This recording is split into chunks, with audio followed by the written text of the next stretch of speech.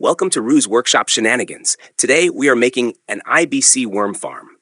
You'll need a reciprocating saw, an angle grinder, and a drill with a 2mm bit. You'll also need some 70% shade cloth, a pair of scissors, and something to attach the shade cloth to the lid, like a needle and thread or a stapler. And finally, you'll need some paint and a brush to block out the sun and help weatherproof the plastic. We had been using the old worm cafe we bought from our local Bunnings.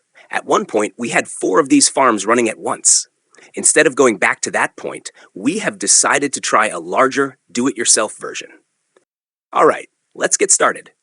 First up, grab your IBC and make sure it's clean and free of any chemical residue if it was previously used.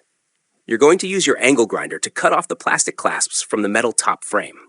Then, just above the second rung, cut through each of the metal bars. Follow the red arrows and line. Once that's done, remove the metal frame top and set it aside. We'll be using it later. Now you'll want to use your reciprocating saw to cut off the top plastic section of the IBC. Hang on to this piece. We'll be using it inside the IBC to help separate the worms from the liquid, which is called leachate. Next, remove the plastic tub from the metal frame.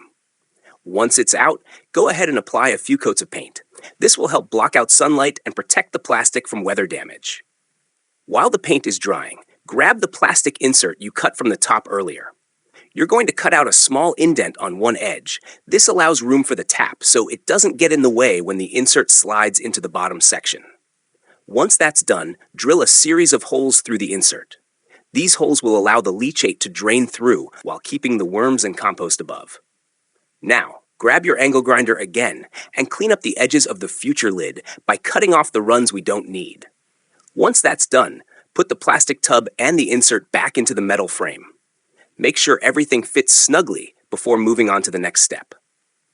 Let's roll out the shade cloth and cover the new lid with it. Make sure it's secured well to block out sunlight. You'll also want to put a layer of shade cloth on the insert in the worm farm. This will help prevent the worms from migrating down into the leachate. Now, relocate your worm farm to a safe spot.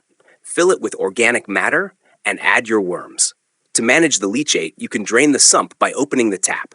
I suggest connecting a hose to the tap so you can direct the liquid to wherever you need it. Thank you for watching.